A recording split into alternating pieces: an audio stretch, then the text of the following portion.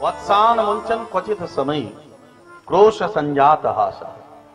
वत्सान मुंचन क्वचित असमय। अरे यशोदा, तेरो या लाला ऐसे समय पर जाके बछड़ा को खोल दे जैसे हम बछड़न को खोलवे को समय नहीं हो। श्रीधर स्वामी पाद ने टीका करी है और वल्लभाचार्य जी महाराज ने भी लगभग यही टीका करी है कि वत्साह जीवाह क्वचित असमय मुंचन। वत्साह माने जीव, जीव को असमय में भगवान मुंचन माने मुक्ति प्रदान कर देते हैं। जीव का जब तक प्रारब्ध रूपी बंधन शेष है, तो बिना प्रारब्ध रूपी बंधन के शेष हुए कटे हुए किसी को भगवत प्राप्ति संभव नहीं।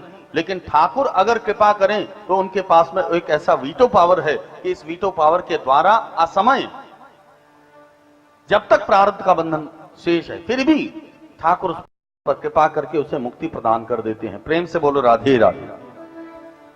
मैया बोली अच्छा तब तुमने उसे समझाया नहीं? बोले क्रोश संजात हास। हमने बहुत तरह से समझाया कि तुम चोरी क्यों करते हो, क्यों करते हो। बहुत डांटा, लेकिन डांटने पर उसकी हंसी एक ऐसी अजीब सी हंसी थी कि उसकी हंसी को देखकर हमें भी हंसी आ जाती थी। तो उसे डांटे तो डांटे क्या? क्रोश संजात हास। समझाया नहीं? समझाया कि तुम्हें माखन चोरी करने की आवश्यकता क्या, जिसके यहां 9 लाख गायें हो, दूध दही की नदियां बहती हो, भला उसके पास में माखन चोरी करने की क्या आवश्यकता है। लेकिन फिर भी उस कन्हैया का जवाब क्या है मालूम है? सखी, घर में चाहे कितना भी कुछ खाने को हो, लेकिन चोरी के माल का स्वाद ही कुछ और होता है। प्रेम से बोलो राधे राधे। स्तेयम स्वाद्वत्यथदधिपय कल्पितै स्तेय जोगै।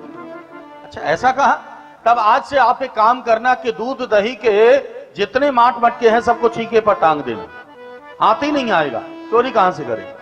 मैया बुरा मत मानना, तेरे लाला को तू जितना छोटा समझती है वो उतना छोटा है नहीं। दिखने में छोटा है लेकिन उसके पेट में कितनी लंबी दाढ़ी है शायद तुझे ज्ञात नहीं।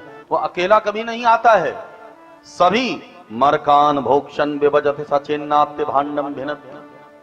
राम लीला में जिन वानरों ने भगवान श्री राम का लंका विजय में सहयोग दिया, भगवान कभी किसी के ऋण को अपने मस्तक पर धारण नहीं करते हैं। ऋण को उतारने के लिए उन्हीं वानरों को भगवान ने निमंत्रण दिया कि जब मैं माखन चोरी करूं आ जाना, तुम्हारा ऋण इस प्रकार से माखन खिलाकर उतारूंगा। अकेला नहीं आता। कि मरकान भोक्षण विभजति सचिन्नात्य भांडम भिन्नत। बंदरों को साथ लाता है, सखाओं को साथ लाता है। जब छीके पर मटका टांग दिया जाता है, सखाओं को नीचे खड़ा करता है, स्वयं चढ़ जाता है।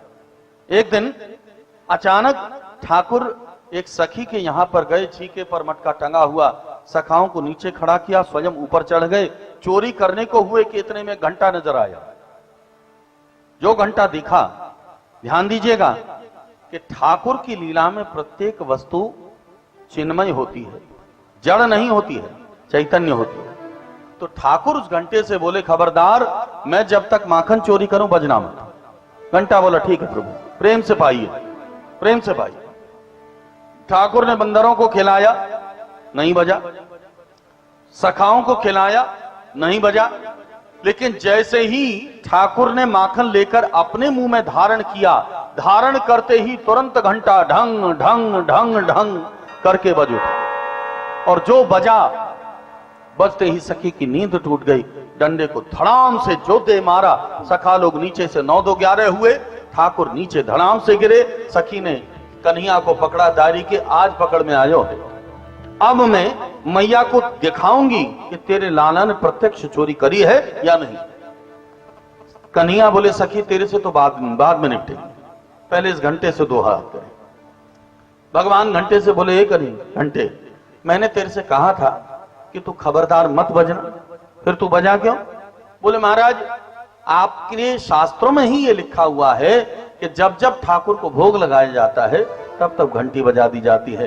तो आपने भोग लगाया और मैंने घंटी बजा दी, इसमें मेरी क्या गलती है बतलाइए?